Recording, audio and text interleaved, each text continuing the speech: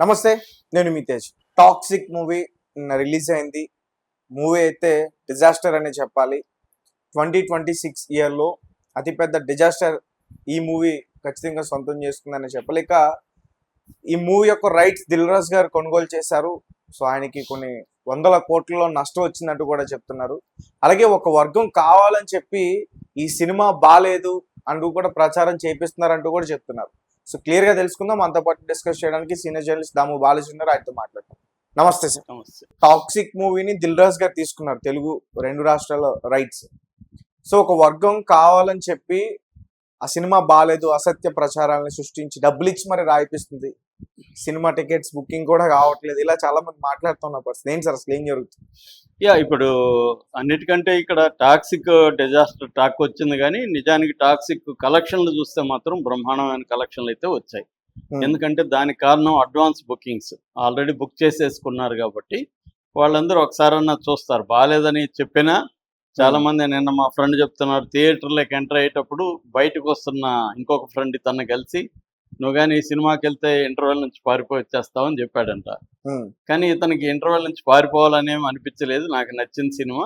కొన్ని లోపాలు ఉన్నాయి, లెంగ్త్ ఎక్కువ ఉంది, కానీ లలిత అదిరే ఆషాఢం శుభకర శ్రావణం డబుల్ ధమాకా. అన్ని బంగారు నగలపై తరుగులో 1% తగ్గింపు. పాత బంగారు నగల ఎక్స్చేంజ్ గ్రాముకు 150 రూపాయల అదనం. ఈ ఆఫర్ లలిత జ్యువెలరీ మార్ట్ లిమిటెడ్ అన్ని బ్రాంచుల్లో వర్తిస్తుంది. సినిమా పారిపోయేంతగా ఏమీ లేదని మళ్ళీ నాకు ఫోన్ చేసి చెప్పాడు. అంటే నెగిటివిటీ ఎలా ప్రభావం చూపిస్తుందని. ఇప్పుడు అతను ఆల్రెడీ థియేటర్కి వెళ్ళాడు కాబట్టి సరిపోయింది.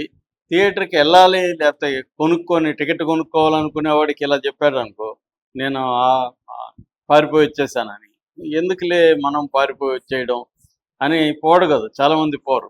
అలాగా నెగటివ్ ఇది కల్పించడం అనేది పెద్ద ఎత్తున చేశారని. దీనికి కారణాలు ఏంటంటే, ముందు నుంచి కూడా ఇటు దిల్ రాజుకి మైత్రి వాళ్ళకి గొడవలు ఉన్నాయి. మైత్రి వాళ్ళు ఇరుముడి ప్రొడ్యూసర్లు.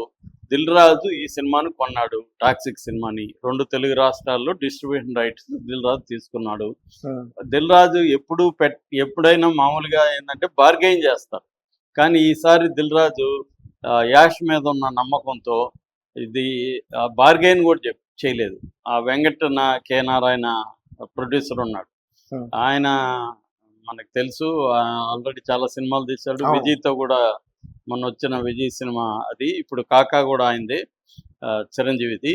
అలాగా ఆయనకు కూడా ఇయర్లో దాదాపు 5-6 సినిమాలు దెబ్బ కొట్టాయి, కన్నడ సినిమాలన్నీ. ఇది కూడా ఇప్పుడు దెబ్బ కొట్టింది ఆయనకి. ఆయన కూడా దురదృష్టవంతుడు అని చెప్పాలి. ఎందుకంటే విజయ్ సినిమా పోయింది, ఇది పోయింది, కన్నడలో 2-3 తీసాడు, అవి పోయింది. మొత్తం ఒక 5-6 సినిమాలు ఆయనకి దెబ్బ కొట్టాయి. సో ఇప్పుడు దిల్ రాజు ఏమైందంటే, ఆయన చెప్పిన రేటు దాదాపు 110-120 కోట్లు అంటారు.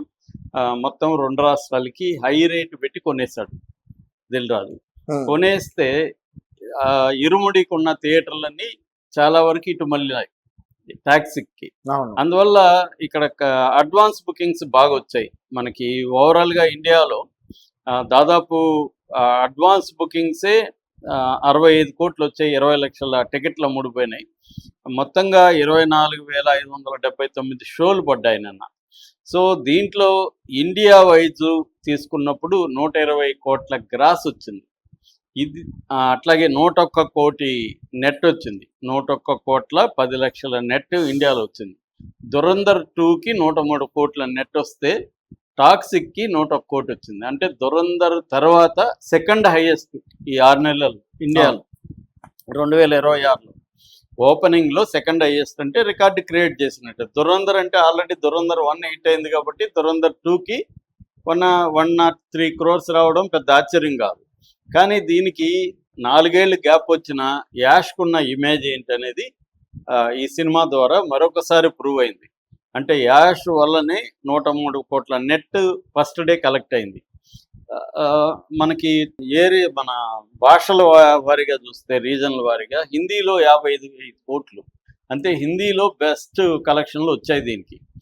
తర్వాత కర్ణాటకలో 23 కోట్లు. కర్ణాటక ఏంటంటే చిన్నది, థియేటర్స్ ఎక్కువ ఉండవు. 23 కోట్ల 30 లక్షలు వచ్చింది. తెలుగులో మాత్రం 16 కోట్లు వచ్చింది. దీనికి నిజానికి తెలుగు ఎక్కువ చేసి ఉండాలి, అదేమైందంటే ముందు రోజు ఇది లేట్గా ఓపెన్ చేశారు, అడ్వాన్స్ బుకింగ్ కూడా లేట్గా చేశారు. That is number 1. నెంబర్ 2 ఏంటంటే ఇక్కడ ఆల్రెడీ నెగిటివిటీ స్టార్ట్ చేశారు. దిల్ రాజు ఎప్పుడైతే ఈ సినిమా తీసుకున్నారో ముందే ట్రైలర్ బాగాలేదు, కూడుతుంది, అది ఇదని పోస్టులు పెట్టడం ఇవన్నీ చేశారు.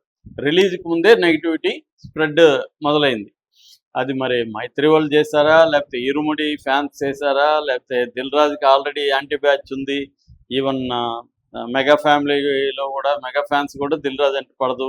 ఆ మధ్య కూడా పవన్ కళ్యాణ్ సినిమాని ఆపడానికి దిల్ రాజే ట్రై చేశాడని వచ్చాయి.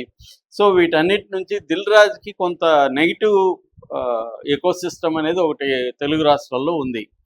సో వాళ్ళందరూ రంగంలో దిగి రిలీజ్కి ముందే ఇక్కడ తెలుగులో నెగిటివిటీ క్రియేట్ చేశారు. బజ్ అనేది రాకుండా నెగిటివ్ బజ్ క్రియేట్ అయింది. పైగా అక్కడ మల్లారెడ్డి దీంట్లో రావడం, ఇదంతా బూత్ సినిమా అని ప్రచారం చేయడం, అక్కడ విద్యార్థులకి ఇలాంటి సినిమా ఇది పెడతారా, ప్రిలీజ్ పెడతారు అనడం, అక్కడ యాక్సిడెంట్ అయ్యి 2 విద్యార్థులు కాళ్ళు ఎరగడం, ఇవన్నీ కూడా నెగిటివ్ దీనికి దోహదం అయింది ఈ సినిమాకి. సో అందువల్ల తెలుగులో 16 కోట్లే చేసింది. తమిళ్లో ఇంకా పూర్గా ఉంది. తమిళ్లో 5,50,00,000 చేసింది. మలయాళంలో 1,30,00,000. మలయాళం మార్కెట్ పెద్దగా లేదనుకో. ఏదేమైనా ఇది ప్రధానంగా కన్నడ, హిందీ ఈ 2 కలెక్షన్లు బాగా రావడం వల్ల ఇది వచ్చింది. అట్లాగే ఓవర్సీస్లో కూడా 20 కోట్ల గ్రాస్ చేసింది. సో ఓవరాల్గా వరల్డ్ వైడ్ గ్రాసు 140,75,00,000 అన్న. ఇది చాలా మంచి కలెక్షన్లు వచ్చినట్టుగా. కానీ నెగిటివిటీ వచ్చేసింది కాబట్టి, టాక్ వచ్చింది కాబట్టి ఈరోజు ఎలా ఉంటాయని చూడాలి. అసలు సత్తా ఈరోజు తెలిసే అవకాశం ఉంది. ఎందుకంటే ఈరోజు వర్కింగ్ డే, పైగా నెగిటివిటీ వచ్చేసింది. మరి ఈరోజు దీని రియల్ పొటెన్షియల్ ఏందనేది ఈరోజు ఈవినింగ్కి మనకి క్లారిటీ వస్తుంది. ఇక ఆక్యుపెన్సీ రేట్ చూసినా కూడా ఓవరాల్ ఆక్యుపెన్సీ ఇండియాలో 56% ఉంది. It's a good occupancy rate. తెలుగులో 60% ఉంది. కన్నడలో మాత్రమే ఎక్కువ ఉంది, 89% కన్నడలో ఆక్యుపెన్సీ. ఎందుకంటే కన్నడ కాబట్టి. హిందీలో 53%. బట్ నెంబర్ ఆఫ్ థియేటర్స్ ఎక్కువ ఉండడం, మల్టీప్లెక్స్ ఎక్కువ ఉండడం వల్ల రెవెన్యూ అక్కడ మనకు కనపడుతుంది, 55 కోట్లు. అట్లాగే తమిళనాడులో 42% ఉంది, కేరళలో 61% ఉంది. కానీ థియేటర్లు తక్కువ కాబట్టి అక్కడ రెవెన్యూ రాలేదు. సో ఓవరాల్గా ఇది డిజాస్టర్ అని మనం అంటే రివ్యూల పరంగా చెప్పుకున్న, కలెక్షన్ల పరంగా డిజాస్టర్ కాదు. ఎందుకంటే ఎప్పుడైనా ఫైనల్గా ఒక సినిమా హిట్టా లేదా అనేది ఎట్లా చెప్తాము? పెట్టిన డబ్బులు వచ్చాయా లేదా, కొన్నోళ్ళకి డబ్బులు వచ్చాయా లేదా, ఇదే క్రైటీరియా. అది మనకు నచ్చిందా, ఎక్కువ మందికి నచ్చిందా, ఎక్కువ మందికి నచ్చలేదా అనేది క్రైటీరియా కాదు. ఎక్కువ మందికి నచ్చకపోయినా డబ్బులు వచ్చేస్తాయి ఒక్కోసారి. సో అలాగా దీనికి బడ్జెట్ 500 కోట్లు, ఫస్ట్ డేనే 140 కోట్ల గ్రాస్ వచ్చింది కాబట్టి ఇది రికవరీ, లాంగ్ టర్మ్లో రికవరీ అయితే ప్రొడ్యూసర్కి అయిపోయే అవకాశం అయితే కనిపిస్తుంది. అంటే ఈరోజు మరీ అంత నెగిటివ్ మరీ దారుణంగా పడిపోతుందా, లేదు 5-10% తగ్గుతుందా, ఇది మనం రేపటికి మనకు క్లారిటీ వస్తుంది. ఏదేమైనా దిల్ రాజుకి మాత్రం పాపం ఆల్రెడీ ఆయన అదేంటి గేమ్ చేంజర్లో 100 కోట్ల పైన పోగొట్టుకున్నాడు. తర్వాత సంక్రాంతికి వస్తున్నాం, కొంతవరకు ఆయన కాపాడింది. ఇప్పుడు మామూలుగా ఆయన ఎప్పుడు కూడా ప్రొడ్యూసర్గా లాసులు ఉన్నా డిస్ట్రిబ్యూటర్గా లాస్ ఉండేవాడు కాదు ఆయన. ఎందుకంటే ఆయనకి చాలా అనుభవం ఉంది, ఏ సినిమా కొనాలి, ఏ సినిమాకి ఎలా ఉంటుంది ఇవన్నీ తెలుసు. థియేటర్ నెట్వర్క్స్ ఉన్నాయి ఆయనకి. అలాంటి వ్యక్తి కూడా ఇప్పుడు దెబ్బతినేశాడు. అంటే ఒక్కొక్కసారి ఏమవుతుందంటే మనకి గతంలో ఉన్న దీన్ని బట్టి కాంపిటీషన్లో ఎక్కువ ఇచ్చి కొనేస్తారు. అలాగా వాళ్ళు చెప్పిన రేటుకి నా మారు మాట్లాడకుండా తనకే ఈ సినిమా దక్కాలని వాళ్ళు చెప్పిన రేటుకి కొనేశాడు. ఇప్పుడు నెగిటివిటీ విపరీతంగా స్ప్రెడ్ అయింది. ఇప్పుడు ఎవరైనా ఇప్పుడు ఇరుముడి వాళ్ళ పాయింట్ ఆఫ్ వ్యూ చూసినప్పుడు ఆ సినిమా సక్సెస్ఫుల్గా వెళ్తుంది, ఆ థియేటర్లు ఎవరైనా లాగేసుకుంటే వాళ్ళకి కోపం వస్తుంది కదా. సో వాళ్ళ పాయింట్ ఆఫ్ ఇక్కడ బిజినెస్లో నీతి న్యాయమే లేదు, లాభం నష్టం తప్ప మోరల్ గురించి మాట్లాడి వేస్ట్. వ్యాపారం ఇది. దిల్ రాజు కూడా అనేక సార్లు అదే మాట్లాడేవాడు. వాళ్ళ బ్రదరు ఇది వ్యాపారం సార్, వ్యాపారం లాగా చేయాలని వాళ్ళు కూడా చెప్పేవాళ్ళు. సో అది వాళ్ళకి ఇప్పుడు దెబ్బ తగిలిందని మనం చెప్పుకోవచ్చు. Right sir, thank you so much.